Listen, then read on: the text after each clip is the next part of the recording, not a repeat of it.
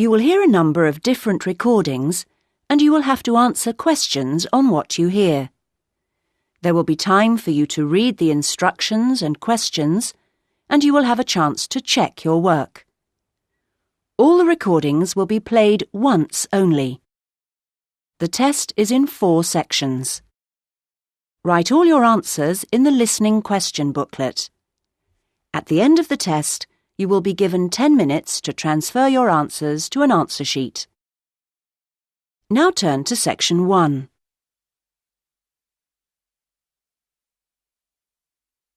Section 1. You will hear a man telephoning an employment agency to register for job opportunities. First, you have some time to look at questions 1 to 10.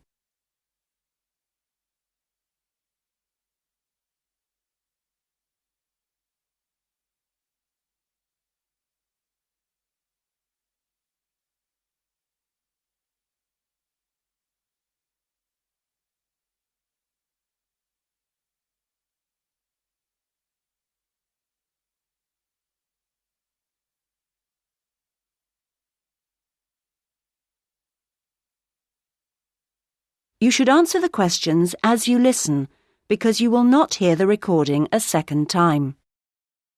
Listen carefully to the conversation and answer questions 1 to 10. Able Employment, how may I help you?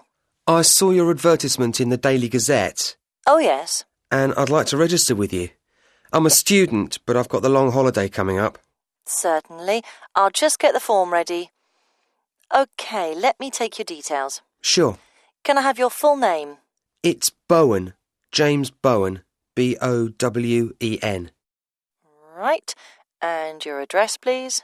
Well, just now I'm staying at the youth hostel. I see. But I'm moving into a flat on Friday. Well, give me that one then. It's 4 Lion, like the animal, Road, Melford, MF4 5JB. OK. And then I need to have a phone number for you. I don't know the number at the flat yet, but I could give you my mobile. That's 09954 721 822. Would that do? For the time being. But if you can let me know your new number when you can. Of course. Now, qualifications. What qualifications have you got? I mean, post-16 qualifications. Well, I stayed on at school till 18 and got my A-levels. Fine. Anything else? You said you were a student. Yes, and then I've done 2 years at college, so I've got my history diploma, though I don't know how useful that'll be for getting a job. Well, it depends. Everything counts in some way. And I also did an IT course this year, and that got me my computer skills certificate, which I certainly hope is relevant. It's different anyway. That's all really. That's quite a good range. And what about on the practical side? What work experience have you got? Well, not too much, because I've mainly been studying. Yes. But 2 summers ago I worked just as general assistant in a hospital for about 3 months. It was quite hard, but very interesting. OK. Anything else? If you include part-time work... Oh, yes. I've often worked in the college holidays as a tour guide, showing visitors round. That's quite enjoyable, meeting people. I'm sure. Now on to interests. There's space here for 2. What would you say? 2? Well, I like various sports, but I suppose we should put that I'm in the swimming club. I'm pretty committed to that. Yes, that sounds good. And for the other one, something different? I'm very keen on music too, and I love playing piano. I've been doing that for over 10 years now. Yes, I'll put that down. Well, that's more or less it for the time being. Uh-huh. Just one more thing. What I do need is your availability. Oh, yes. The college term finishes on June the 20th, and then I'm going to visit my parents.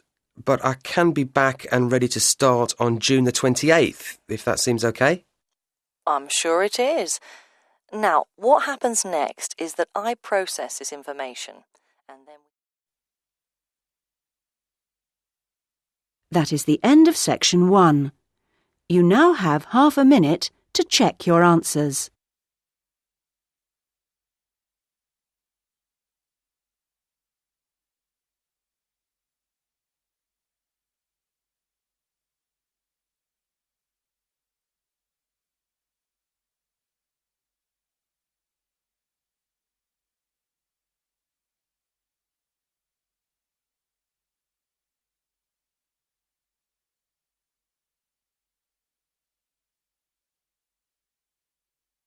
Now turn to section 2.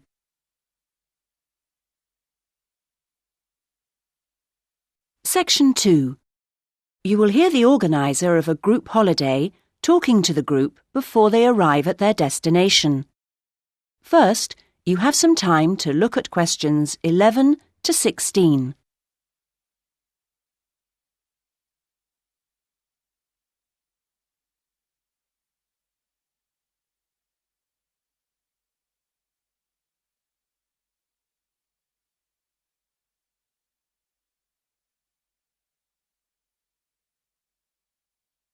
Now listen to the first part of the talk and answer questions 11 to 16. Thank you, everybody, for your attention. I hope you're all looking forward to arriving at the town. I thought you might like to know a few things while we're still on the coach, and it'll help to pass the time on our journey. OK, as you know, we're staying at the Park Hotel. It's comfortable and friendly. We're booked in for 3 nights. Now, I'm aware that not everyone wants breakfast there, so if you do want it, you should tell the hotel that you do the night before. We're making our own arrangements for dinner each evening, and there's a cafe open at the hotel most of the time if you want a drink or a snack. There's also a very pleasant lounge on the ground floor with a collection of fascinating paintings. And then I hope you're going to enjoy the various activities that are lined up. However, I do have to tell you that there have been some changes since the original programme. For one, because it's been restored and is therefore closed to the public, we won't be going to the castle after all, I'm afraid. However, there's plenty else to see, and the gardens are still open. Something we've been able to add to the programme is for Saturday, when a local historian will give us a lecture on famous people from the town. I don't know who that includes yet. So, to free up the time for that, we've made another little amendment and changed the trip to the antique show that was due for then on to Sunday. Actually, I think that'll make for a more relaxed programme anyway. We're leaving the rest of Sunday free for you to wander around as you wish. One place you might like to try is the art gallery, because it's got a huge display of old postcards. You can't really send them home to your family and friends, but it's interesting and sometimes funny to see what people used to send. Well, that's the lot on changes. Now you have some time to look at questions 17 to 20.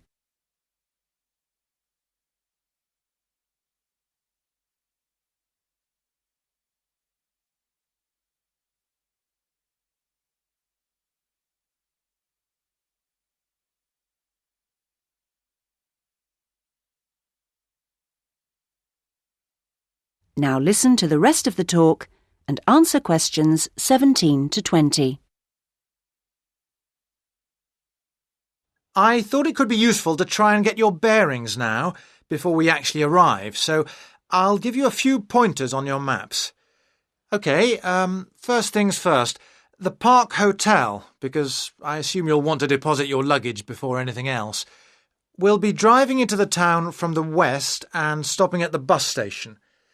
To get to the hotel, just go straight down the high street towards the railway bridge, and after the bridge, if you go left, you'll soon see it on the right. As I say, it's a nice place. You can check in, see your rooms, relax a little. There are a couple of interesting little shops nearby. There aren't any internet facilities at the hotel, I'm afraid, so if you want to send any emails, you'll need to get yourselves to the internet cafe. In fact, if you want to do that first, it's easy because it's near the bus station, on the corner towards the right of Curtis Lane and Kramer Street. So, once you've done that, well, if you do that, then I suppose you'll be ready to do a bit of exploring. You've got your basic maps, but you may want to get more information, and the Tourist Information Office is the place to do that. It's up around the train station area. From the bus station, you could go up any of the streets to the left, Cadogan Road, Earl Street or Duke Street. The office is directly facing the train station on the corner with Earl Street. They've got all sorts of brochures and leaflets about local attractions and tickets for sale. They even sell some locally produced jams and chocolates. And a last pointer at this stage is our venue for dinner tonight, the Royal House restaurant. This is conveniently located in the very centre of town. In fact, you'll no doubt pass it as you're walking around beforehand. In relation to the bus station, it's not far. Going down the High Street, if you pass the corner with Cromwell Road, then the next junction is a crossroads with Duke Street and Runton Road, and it's there. You'll be able to see its rather grand entrance over on the left corner. The food and the service there are both excellent, so it promises to be an enjoyable evening. Well, we're just coming into the town now, so... That is the end of section 2. You now have half a minute to check your answers.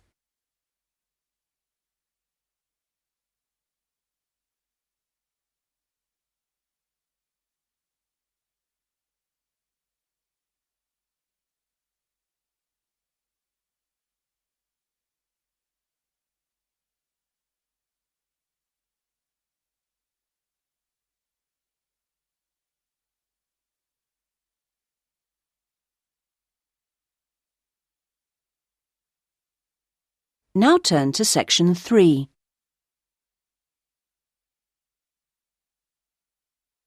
Section 3. You will hear a conversation between an undergraduate student, David, and his tutor, Dr. Smith, about David's plans for doing a master's degree. First, you have some time to look at questions 21 to 26.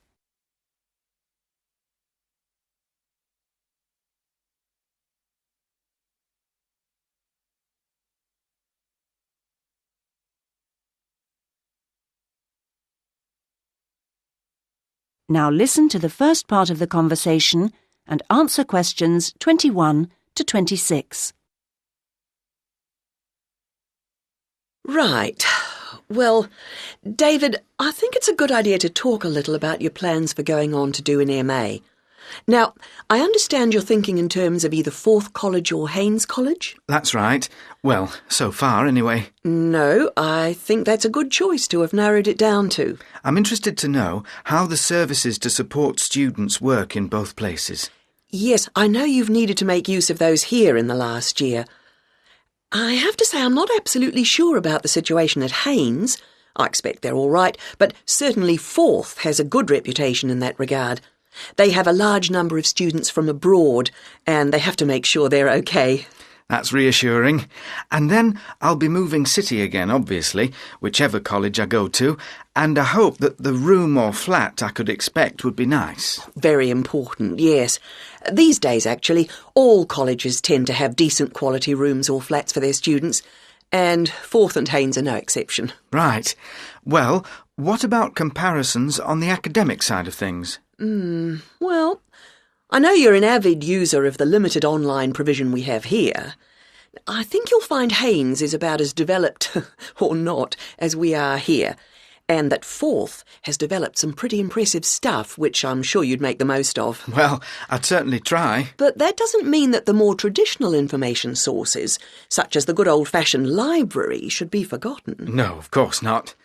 While Forth has recently had a very splendid law library opened, that isn't particularly relevant for you, and I think you'd find Haynes' general university and faculty collections better suited to your needs. But that's something you could check for yourself if you visit both places. Which I'm planning to do next month. Good. Now there's the question of the lecturing staff, which is clearly going to be key to your progress. I think you'd find them adequate at Forth. There are some solid people working there, while Haynes have recently taken on some inspirational people, very cutting edge. It's a little hard to judge, though, because as a research student, it's not as if you have teaching all day, every day. No, I guess not. But I'll need to consult. Yes, and on the subject of research, in terms of the college's reputation for results, again, neither place is bad in any way, but I think you'll find, and you can check this on the Research Council's website, that Haynes has consistently scored very well. There's perhaps a little bit of an issue with non-completing doctorate students at Forth. Well, I'll certainly look at the website as you suggest. Fine. Now you have some time to look at questions 27 to 30.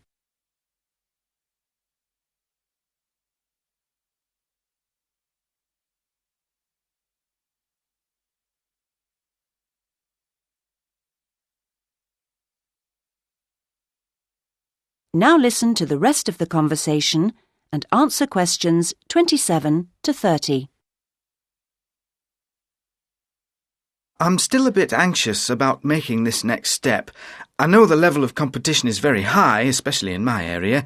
It makes me feel rather daunted, and I wonder if in a new place I may be out on my own, if you know what I mean, compared to the sense of community here. I suppose it'll be down to my determination to succeed to get me through. Well, do remember how you felt when you arrived here.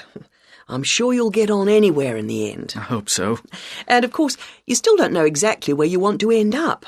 By the time you've completed your masters, you'll have a clearer idea of whether you want to progress to doctorate level. It's possible, I suppose, that you'll begin to see how much you might be interested in picking up some bits of lecturing earlier than that, since your area's fairly specialised, and may put you in demand sooner than you think. To establish yourself in your area of expertise, it would be sensible to think in terms of getting your stuff into one or two of the journals, converting parts of your dissertation into suitable formats for them. That'll stand you in good stead, whatever else you decide to do. That sounds like good advice, thanks. Actually, I think master's level studying has improved in some ways over the last few years. The internet you love so much was always going to make all kinds of studying easier.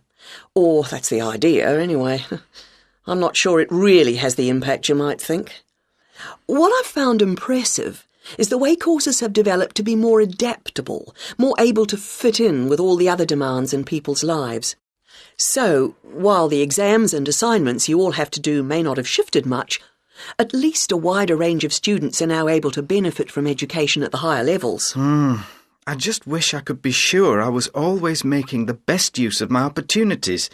At the end of each week, I usually feel I could have got more done, arranged things differently, been more efficient somehow.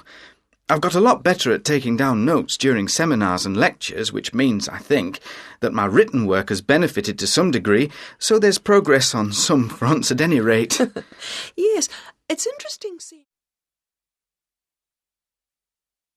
That is the end of section 3.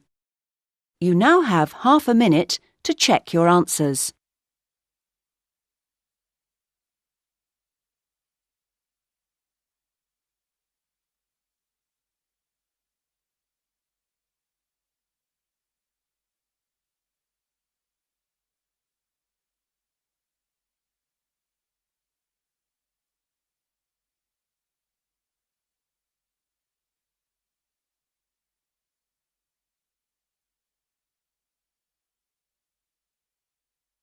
Now turn to section 4.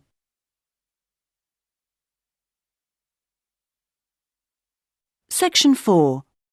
You will hear a writer giving a talk about the different kinds of writing that the audience might want to try doing. First, you have some time to look at questions 31 to 40.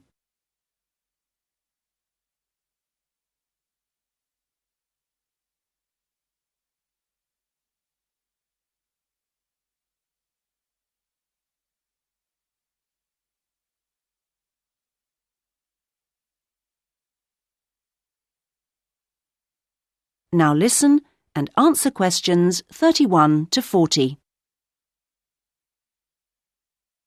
So I'm now going to say a few words about the various different kinds of writing you may want to consider.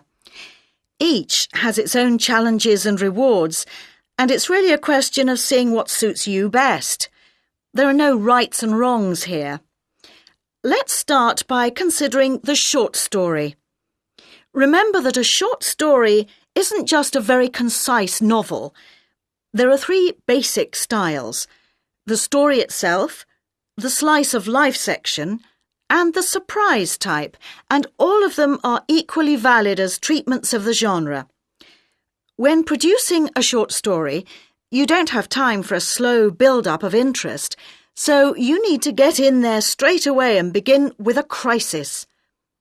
Then there's non-fiction, which can sell very well, with biographies in particular frequently hitting the bestseller lists.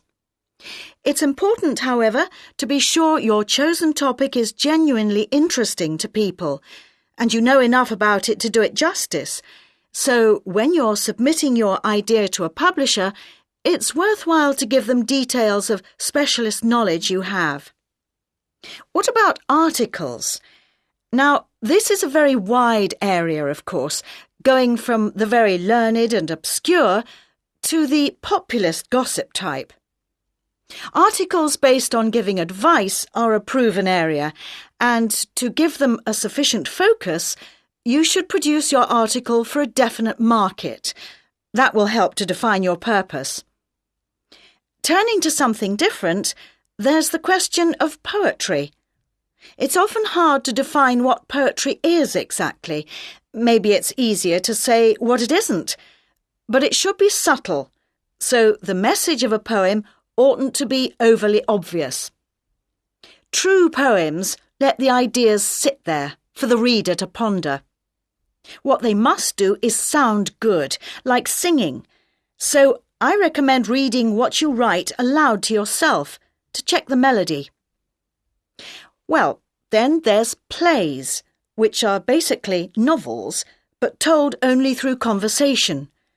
A playwright includes minimal instructions for actions, but not for every small action the actors will perform. Things such as moves towards sofa and so on are for the director to come up with. If you're thinking of trying your hand at a play, a good starting point would be to educate yourself a little in the art of acting, so that you know what the people who deliver your work can and can't do with it. What next? There's radio, of course. Radio uses an enormous range of material, and the BBC Writing for Radio Handbook contains information about all of this. To begin with, I suggest regional stations for sending your stuff to. The competition for national radio is extremely high. OK, another interesting area is children's literature. Now, very few, if any, children's books are published without pictures, but this doesn't mean that you, as writer, have to draw them. That's for the illustrator. What you do need to do is be clear who you want to write for. So fix on one age group, and then aim your stories at that.